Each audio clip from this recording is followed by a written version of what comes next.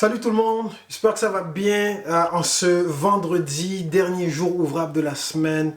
Le week-end va s'entamer pour plusieurs, donc vous allez enfin pouvoir souffler pour certains qui travaillent la semaine et qui ont le week-end de congé. Pour d'autres, peut-être que vous travaillez le week-end, peu importe. C'est la fin de la semaine ouvrable et on est dans un défi. Le défi ou le challenge pour certains, 1 heure avec Dieu. Depuis lundi, tous les jours, on invite le public, on invite les croyants à passer 1 heure avec Dieu. Juste 1 heure. Tu peux passer plus de temps avec Dieu, évidemment, mais juste 1 heure. 1 heure avec Dieu. Et si c'est la première fois que vous en entendez parler, retournez dans les capsules. La capsule du lundi où j'explique comment on fait pour passer 1 heure avec Dieu et que ce soit comme inspirant, que ça passe vite aussi, que ce soit pas plate. Donc tu peux passer 1 heure, 1 heure riche avec Dieu tous les jours. Et aujourd'hui, je veux t'inviter, si c'est la première fois que tu entends parler de ce défi-là, je veux t'inviter à passer 1 heure avec Dieu aujourd'hui. 1 heure avec Dieu, ça va changer ta vie certainement, ça va te positionner pour vivre des choses avec Dieu, pour entendre sa voix, pour lui présenter aussi tes besoins, pour dialoguer avec Dieu et pour aussi être reconnaissant pour ce qu'il fait dans ta vie, pour l'histoire qu'il est en train d'écrire sur ton cœur. Et quand on parle de prière, on est dans la semaine de prière de Gospel Vie. Dimanche, c'est la Pentecôte. On vous invite à vous connecter avec nous dès 10 heures. On a un invité spécial cette année pour le dimanche de la Pentecôte. Cette semaine, étant donné qu'on est dans la prière, on parle beaucoup de connecter avec Dieu, on parle du Saint-Esprit, on parle du feu de Dieu qui est le Saint-Esprit. Le thème d'ailleurs, c'est feu sacré. Cette semaine, feu sacré que Dieu veut allumer en vous. On parle beaucoup de croissance aussi spirituelle. Et je voudrais dire ce matin que grandir spirituellement, ça implique beaucoup plus que prier un peu. Grandir spirituellement, ça implique beaucoup plus que juste lire la Bible pour la lire. Ça implique même plus que juste faire des études bibliques. Il y a un passage dans la Bible, et c'est l'apôtre Paul qui en parle, et il dit, il y en a un qui plante, ou qui sème la parole de Dieu, et il y en a un qui arrose, mais c'est Dieu qui fait grandir. Donc, tu peux recevoir la parole de Dieu et pas grandir. Tu peux recevoir la parole de Dieu, tu peux prier dessus, puis tu peux aimer la parole de Dieu sans grandir. Dieu opère la croissance, et pour que la croissance spirituelle s'opère, ça prend forcément une connexion avec Dieu. Et comment cette connexion-là prend place? Comment est-ce qu'on fait pour grandir spirituellement? Ça, c'est la grande question à laquelle vous méritez une réponse. Et je voudrais prendre les prochaines minutes pour vous présenter un extrait qui va commencer à vous donner des éléments de réponse, un début de réponse pour que vous puissiez savoir comment vous pouvez grandir spirituellement. Ok? Avoir plus de connaissances, ce n'est pas grandir spirituellement. Tu peux connaître la Bible par cœur d'un couvert à l'autre et être quand même un bébé spirituel. Ce n'est pas la connaissance qui détermine nécessairement la croissance d'une personne. Oui, tu as augmenté ton savoir, mais tu peux augmenter ton savoir tout en restant immature à l'intérieur. Être une personne immature au plan spirituel. On parle de croissance spirituelle quand une personne ressemble de plus en plus à Jésus. Donc, plus ton caractère, ta personne se développe spirituellement et tu commences à développer et à manifester les qualités qui étaient en Jésus, plus on peut valider et confirmer qu'il y a croissance spirituelle. Si c'est juste ta connaissance qui a augmenté, il n'y a pas nécessairement une croissance spirituelle. Si c'est juste le jargon ou le vocabulaire spirituel qui a augmenté, il n'y a pas nécessairement eu croissance spirituelle. Si tu sais comment lire la Bible, comment l'étudier, tu sais comment prier, tu connais toutes les techniques et les méthodes des disciplines spirituelles, ça ne veut pas dire qu'il y a eu croissance spirituelle. On parle de croissance spirituelle à partir du moment que Dieu a fait naître et a développé en toi les qualités de Jésus. Donc ça, c'est juste pour vous donner un début de réponse. Et dans l'extrait qu'on vous présente aujourd'hui, tous les vendredis, on vous présente un extrait d'un message qui a été apporté à Gospel Vie. Vous allez en recevoir un petit peu plus et j'espère que vous allez être attentifs parce que si vous retenez ce qui va être communiqué, déjà ce que j'ai dit tout à l'heure, mais ce qui va être communiqué au cours des prochaines minutes, vous allez vous outiller et vous positionner pour expérimenter une réelle croissance spirituelle et ça fera toute une différence dans votre vie. J'en dis pas plus, je vous laisse écouter maintenant cet extrait de message et on se retrouve juste après. Et donc, les chrétiens d'Antioche, ils ne faisaient pas que parler de Jésus. Ils parlaient de la part de Jésus. Ils ne faisaient pas que porter des vêtements ou des accessoires qui affichaient peut-être une croix, un poisson ou autre chose. Non, ils ressemblaient à Jésus dans leur façon d'être. Les chrétiens d'Antioche, ils ne faisaient pas que lire la parole de Dieu. Ils ne faisaient pas que lire la Bible. Ils étaient la lettre de Dieu à une génération qui avait oublié qui est Dieu. Est-ce que ça vous est déjà arrivé qu'une personne vous dise, alors que vous n'aviez même pas affiché vos couleurs, toi, tu dois être chrétien, toi. Ça vous est déjà arrivé? C'est que ces personnes-là ont vu en vous quelque chose qui fait penser à Jésus. Il y a quelque chose dans votre témoignage, dans votre langage, dans votre façon d'être, dans votre façon de gérer vos relations, dans votre façon de gérer même vos difficultés. Il y a quelque chose qui parle de Jésus. Toi, tu dois être chrétien, toi. Et ici à Gospel Vie, nous voulons former des chrétiens de cette qualité-là. Des chrétiens de cette trempe, de ceux qui ont un niveau spirituel, de telle sorte que dans tout ce qu'ils vont faire, dans tout ce qu'ils vont dire, il y a quelque chose qui va faire penser à Jésus.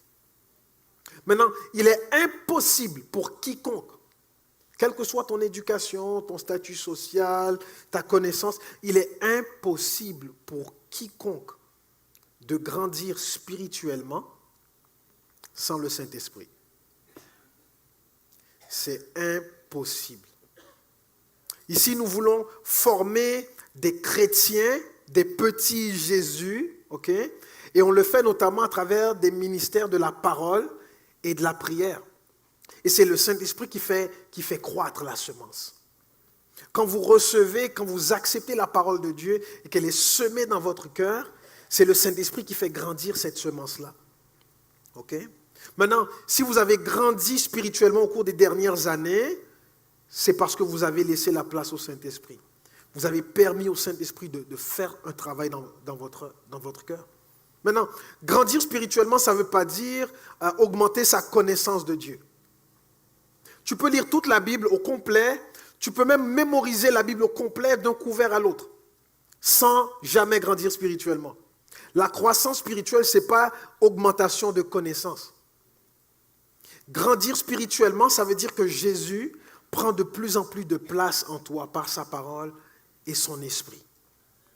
Au point où, de plus en plus, plus tu reçois sa parole, plus tu t'approches de lui, plus tu côtoies Jésus, plus tu lui laisses de la place dans ton cœur, plus tu commences à le ressembler. Au point où des gens disent, tu es un chrétien, toi. Il y a quelque chose chez toi qui fait penser à Jésus. Et si ce matin, vous n'êtes pas chrétien, en tout cas, vous ne vous identifiez pas avec ce terme-là, mais que vous êtes intéressé aux choses spirituelles, vous êtes quand même en recherche, vous êtes ouvert aux choses spirituelles et vous voulez non seulement faire une expérience spirituelle authentique avec Dieu, et aussi grandir spirituellement, vous êtes au bon endroit. Je vais vous encourager ce matin en vous disant que si vous recevez la parole de Dieu, si vous recevez les paroles de Dieu dans votre cœur et que vous laissez ces paroles-là prendre leur place, le Saint-Esprit, l'Esprit de Dieu va produire en vous un miracle. Le premier miracle qu'il va produire, c'est le miracle de la nouvelle naissance. Il vous fait naître de nouveau. Il produit en vous comme un éclairage. Il ouvre votre esprit. Il vous donne une nouvelle vie, la vie de Dieu en vous.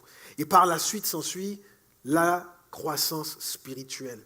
plus Jésus va prendre de la place dans vos cœurs. Maintenant, s'il vous plaît, entendez-moi ce matin. Entendez bien ce que je vous dis. Votre appel, l'appel de Dieu qui est sur votre vie, est lié à votre développement spirituel. De la même façon que la place et l'avenir d'une personne dans la société est lié à son développement social. L'appel de Dieu qui est sur votre vie est lié à votre développement spirituel.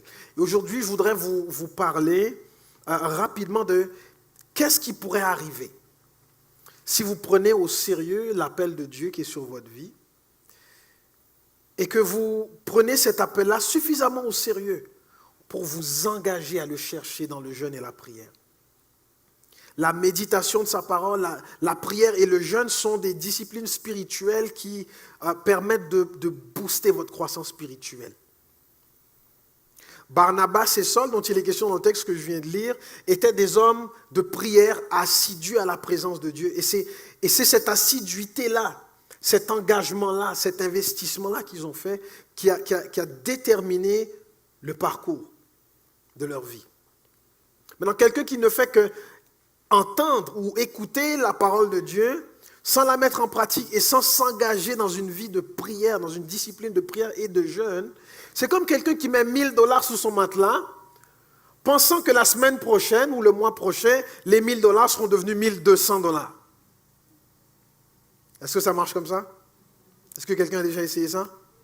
Tu as mis 1 000 $ quelque part, puis là, la semaine d'après, oh, 1 000 $ est devenu 1 200 ou 1 500. Si ça t'est arrivé, c'est tes parents ou ta femme, ou il y a quelqu'un qui t'a joué un tour. C'est quand même le fun d'avoir des sous, mais... Le jeûne et la prière permettent de booster votre croissance spirituelle. Si vous savez comment prier et comment jeûner, votre croissance spirituelle va être boostée. Parce que je peux vous donner la parole de Dieu, puis il ne se passe rien après. Parce que la croissance spirituelle, c'est le résultat d'un investissement. Un investissement spirituel qui porte du fruit. OK? Maintenant, pour revenir au texte, la première chose qu'on nous dit au verset 1, c'est que dans l'église d'Antioche, cette ville importante de Rome, il y avait des prophètes et des enseignants. Il y avait dans l'église d'Antioche des prophètes et des enseignants. Il n'y avait pas que des prophètes et des enseignants dans l'église d'Antioche, mais l'auteur a voulu attirer notre attention ici sur le fait que dans l'église d'Antioche, il y avait des prophètes et des enseignants. D'autres versions disent des prophètes et des docteurs de la loi, ok? Ou maîtres, un autre terme qu'on va utiliser, pour dire qu'il s'agit de personnes qui enseignent la parole de Dieu. Right? Il y avait à Antioche des prophètes et des docteurs. Et dans la Bible, on peut voir que Jésus a donné à l'Église plusieurs ministères. Il en a donné 5 ministères à l'Église, et on voit ça dans Éphésiens chapitre 4, les versets 11 à 12. On nous dit, c'est lui qui a fait des dons particuliers aux hommes, on parle de Jésus ici. Des uns, il a fait des apôtres, d'autres des prophètes, d'autres encore des évangélistes, des pasteurs ou des enseignants. C'est ainsi qu'il a rendu le peuple de Dieu apte à accomplir son service pour faire croître le corps du Christ. Jésus a donné ces ministères-là, ok? Et à travers ces ministères dans l'Église, il fait grandir le corps. Il y a comme un miracle spirituel de croissance qui prend place à travers ces différents ministères. Maintenant, c'est quoi le rôle d'un prophète dans l'Église? Le prophète a différents rôles dans l'Église. On va voir rapidement seulement quelques points. On ne va pas faire une étude ce matin sur c'est quoi un prophète, mais rapidement, entre autres, le prophète, ce qu'il fait, c'est qu'il entend ce que l'Esprit dit. Il voit dans l'esprit ou dans le monde spirituel ce que Dieu fait et il communique aux êtres humains ces choses-là dans un langage qui sera compréhensible et qui va servir à avertir les gens, les consoler, les encourager, les édifier. Donc le prophète est là pour construire, pour favoriser la croissance de l'Église. Okay? Maintenant, tout le monde peut entendre la voix de Dieu. Tout le monde. Pas besoin d'être un prophète pour entendre la voix de Dieu. La question, ce n'est pas comment entendre la voix de Dieu, c'est plutôt comment la reconnaître. Parce que Dieu parle et tu l'entends. Tu ne sais peut-être pas que c'est lui qui t'a parlé, parce que tu n'as pas appris à reconnaître sa voix. Un prophète dans une église, notamment, va enseigner aux gens comment est-ce qu'on reconnaît la voix de Dieu. Comment est-ce que Dieu nous parle. Et comment je fais, moi, pour me développer dans l'écoute de la voix de Dieu. Parce que entendre la voix de Dieu, c'est important si je veux grandir spirituellement. C'est important. Comme j'ai dit tout à l'heure, la croissance spirituelle, ce n'est pas augmentation de connaissances. Je peux avoir tout plein de connaissances, mais pas grandir spirituellement. Tu as besoin du Saint-Esprit pour grandir spirituellement. Et une bonne façon de commencer, c'est d'apprendre à écouter sa voix. OK? Donc, tout le monde peut entendre la voix de Dieu et tout le monde peut parler de la part de Dieu, mais les prophètes vont plus loin que juste entendre et parler. Les prophètes ont la charge de former les croyants pour favoriser la croissance de l'Église et développer aussi la culture prophétique de l'Église. D'accord? Donc, il y avait des prophètes à Antioche dans l'Église et il y avait aussi des enseignants.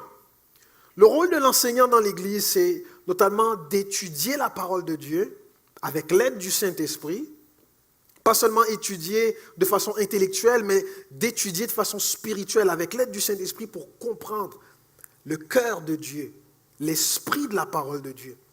L'enseignant va aussi sonder les Écritures pour comprendre les voies et la pensée de Dieu. Comment est-ce que Dieu pense?